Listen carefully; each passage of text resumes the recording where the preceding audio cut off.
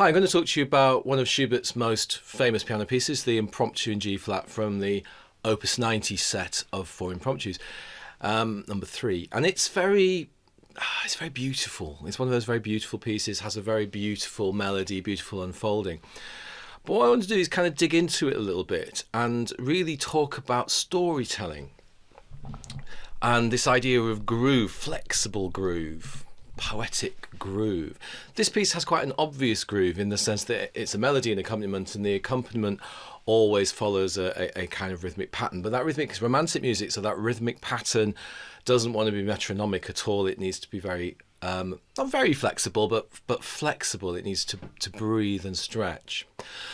The main thing about groove and meter, if you want to call it that, and storytelling is its structure, its sections, and it's sections that kind of balance. I've talked about this in previous videos, and to me it's very, very important. It doesn't seem to get talked about in music education as much as it should, in my opinion.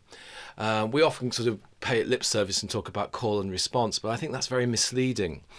It's not just like a question and answer, because questions and answers, I don't know, it's more tonal side of the storytelling, questions and answers.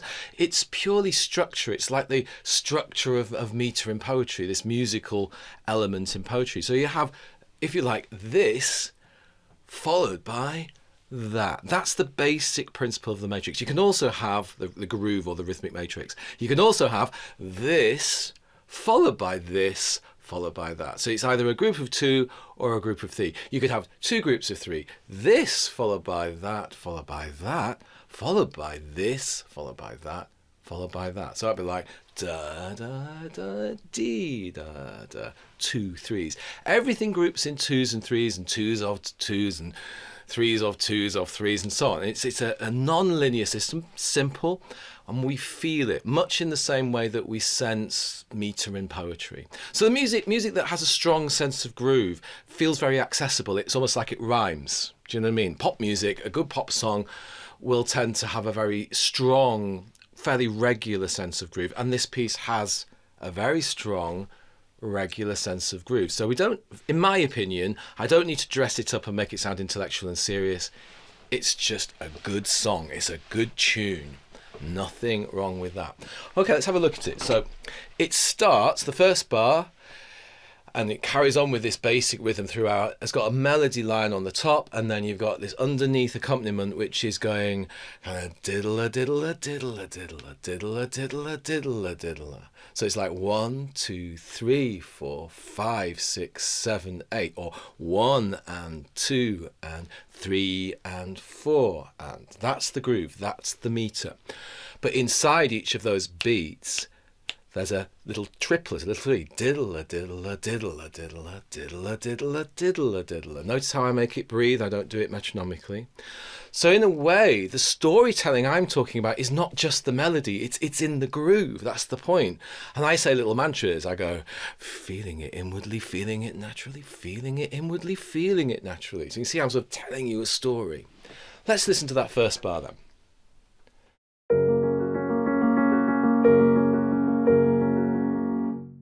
Very straightforward, very simple. It's just a G-flat major block chord, broken into the accompaniment, broken chord.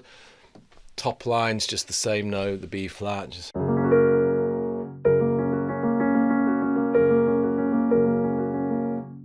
you could do that for 2 bars. Compositions are structural things like architecture. You could do this. I could just do it again.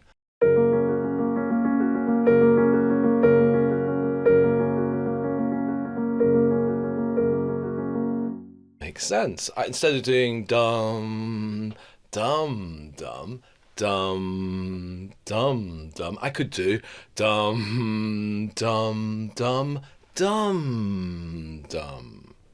Bit more interesting. Change the rhythm.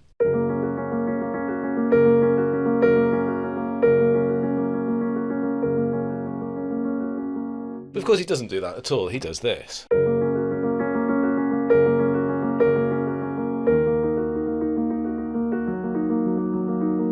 This and that absolutely gorgeous change of harmony. I mean, there's nothing strange about it. There's nothing kind of amazing about it. It's a very normal harmonic shift.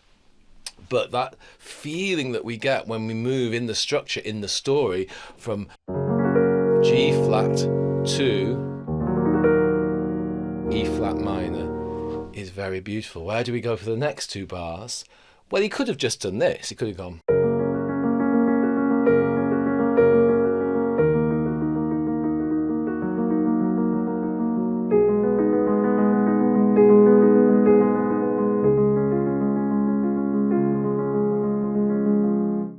That would be a nice conventional piece of composing. I like this game where you say he could have done this, but he actually does this. Let's hear what he actually does.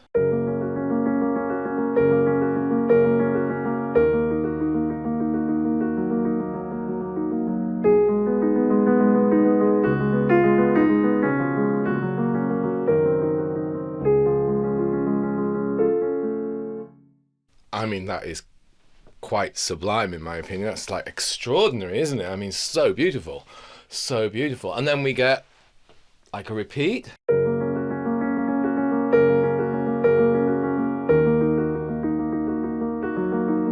But he doesn't just straight repeat it. It changes at the end of that, and then we go into.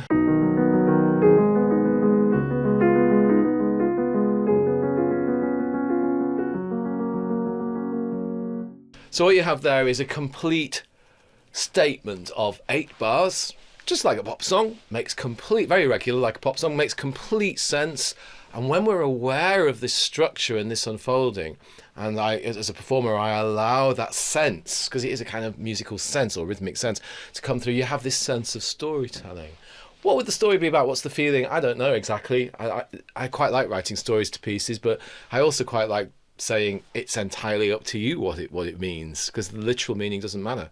But I don't know, it's very sweet, maybe a little bit tinged with sadness, a touch of bittersweet.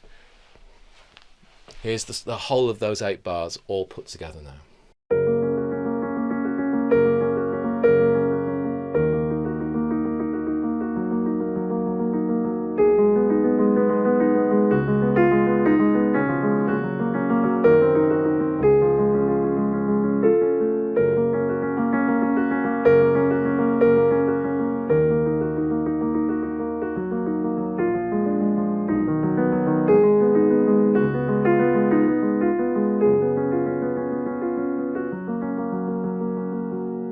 And there's no, in my view, there is no reason not to play classical music with a strong groove. We don't need to dress it up as sounding a bit inscrutable. It makes complete sense when we play like that. And I think it's more beautiful. The listener can really follow the story, get a sense of what it's about. All right, so what happens in the next 8 bars? So you get...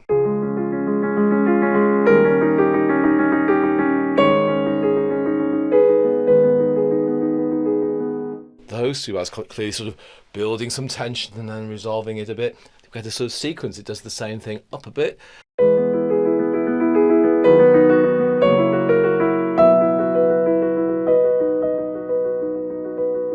Four bars there, nice and balanced. And then we get this very delicate, very sort of, again, words to describe what music feels like is too tricky. Delicate and wistful and full of some kind of intense feeling. You can judge for yourself. So the next 2 bars.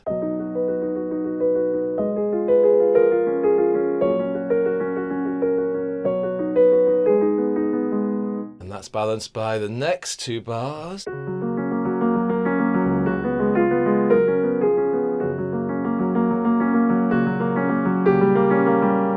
Obviously, that doesn't sound finished. It balances the whole of that section, but it's going somewhere. It's leading into something. Let's hear what it leads into.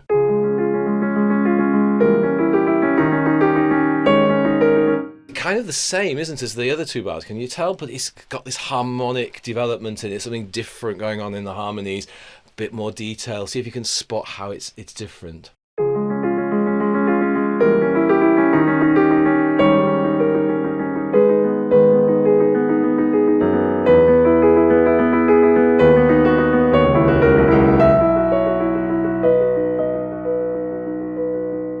Lovely variations give it so much more drama and intensity. So it's delicate the first time, and then it comes back with more drama and intensity. Let's hear that.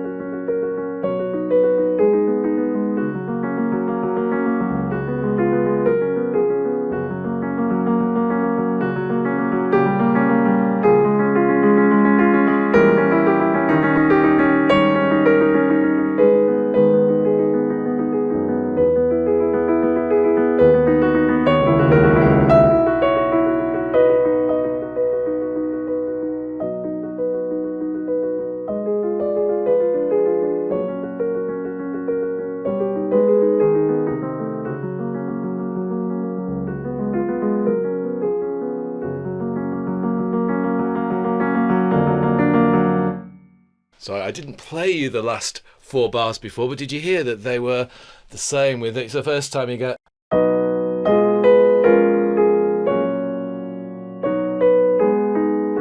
Here it goes.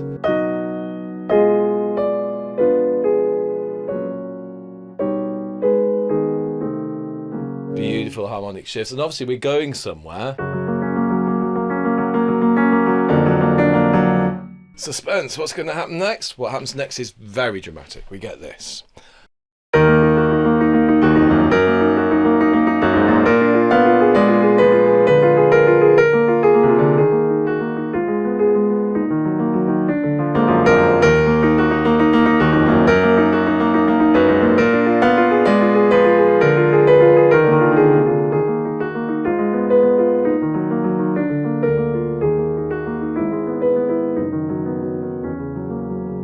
It's quite a sort of outburst, that section, isn't it? That 8 bars, and it's leading somewhere.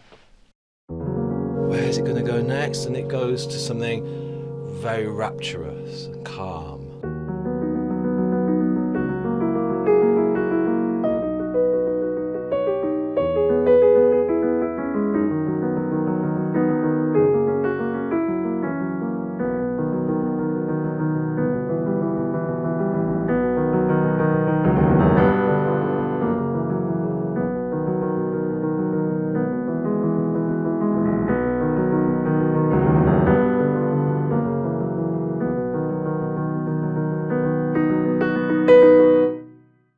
What do you think is going to happen next? There's clearly a bit of tension still there. It's trying to be very calm at those little outbursts in the bass.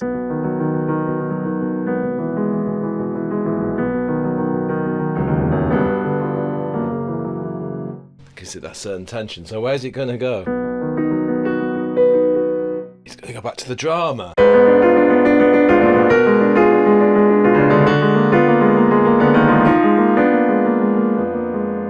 For a moment, what happens now is it kind of the tension that drops for the next 2 bars and builds.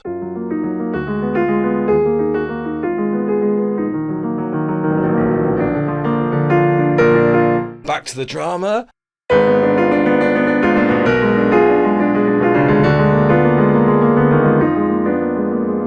And again it drops and builds.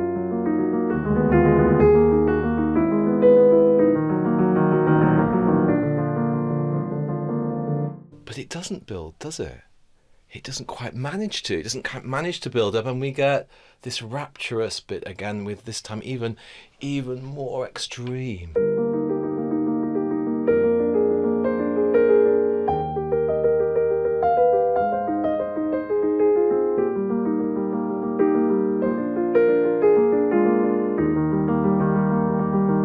So this next section I've just gone into there, this is kind of troubled, a bit tumultuous. You'll hear it's sort of winding down, but it can't quite lose that bit of rumbling tension, and we get this kind of sort of climax really at the end of it.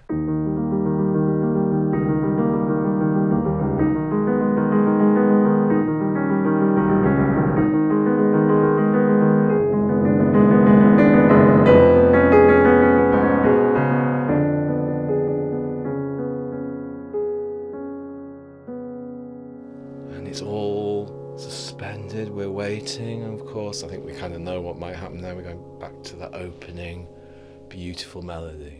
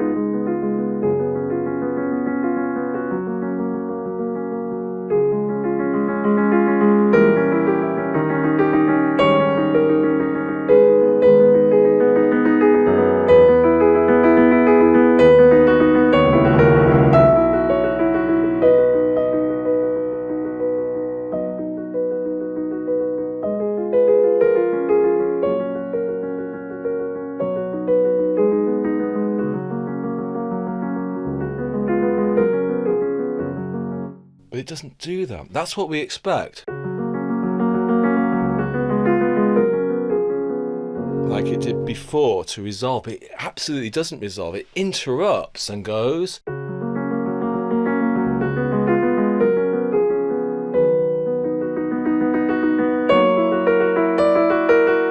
That's how it finishes that section, and we gloriously come back.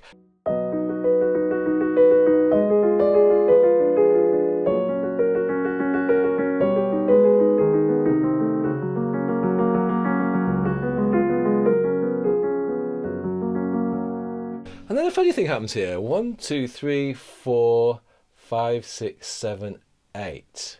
The next 8 bars, they start sort of on the last bar. So the last bar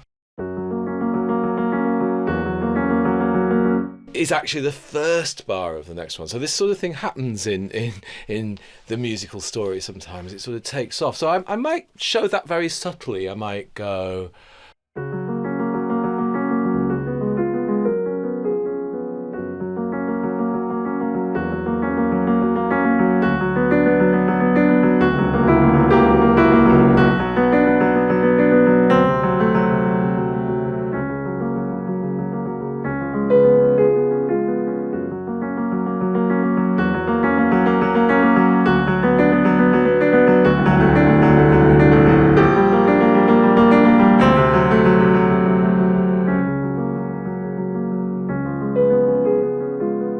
It's quite sort of irregular feeling that, isn't it? And then the last, well, there's 6 bars, it's like 4 bars followed by a beautiful long chord to finish. Goes, it's kind of, what's this like? It's like a sort of rocking, swaying, beautiful, soothing, lulling you into a nice sense of everything's all right, something like that. And it goes like this.